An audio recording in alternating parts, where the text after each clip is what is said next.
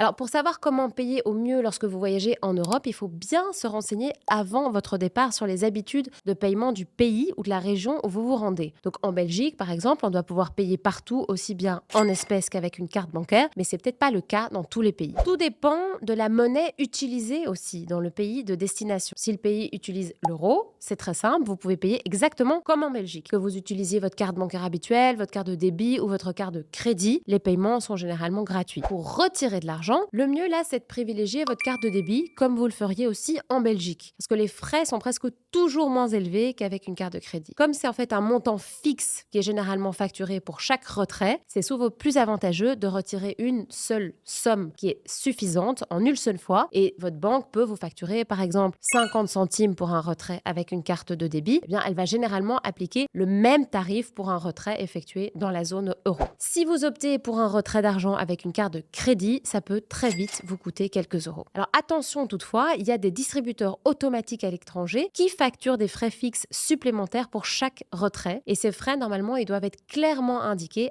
avant l'opération pour que vous puissiez décider d'utiliser un autre distributeur. Si vous voyagez en Norvège, en Suède, en Pologne, en République tchèque, en Hongrie ou au Royaume-Uni ou dans tout autre pays européen qui n'utilise pas l'euro, des frais de change et de transaction vont s'appliquer. Chaque banque pratique sa propre tarification. Il s'agit de nouveau souvent d'un montant fixe auquel s'ajoute un pourcentage du montant retiré ou payé. Pour les paiements chez les commerçants, la carte de crédit, c'est souvent la meilleure option. Si vous souhaitez payer en euros ou dans la monnaie locale, choisissez toujours la monnaie locale. Les taux de change appliqués par Visa et Mastercard sont généralement plus avantageux que ceux qui sont proposés dans les magasins ou les restaurants. Bon alors ça c'était pour les voyages en Europe et dans les quelques pays voisins. Qu'en est-il quand vous voyagez en dehors de l'Europe? Eh bien dès que vous voyagez en dehors de l'Europe, vous ne pouvez plus utiliser votre carte bancaire exactement comme en Belgique. En fait, dans la plupart des cas, des frais vont être appliqués pour vos retraits et vos paiements. Ces frais, c'est un pourcentage du montant de la transaction auquel s'ajoute un montant fixe par opération. Alors si vous voulez retirer de l'argent, utilisez de préférence votre carte de débit. Les frais sont généralement un peu moins élevés qu'avec une carte de crédit et pensez également à vérifier avant votre départ que vos cartes sont activées pour une utilisation à l'étranger parce que la plupart des cartes bancaires ne fonctionnent pas automatiquement hors Europe. Donc vous pouvez les débloquer souvent via l'application de votre banque. Pour les paiements dans les magasins, les restaurants ou les hôtels, c'est la carte de crédit qui reste souvent la meilleure solution. Là encore, choisissez toujours de payer dans la monnaie locale plutôt qu'en euros. Alors, si vous voyagez régulièrement dans des pays qui n'utilisent pas l'euro, vous pouvez peut-être envisager d'ouvrir un compte auprès de services spécialisés comme Wise, comme N26 ou Revolut. Ils appliquent souvent des frais moins élevés pour les paiements et les conversions dans d'autres devises.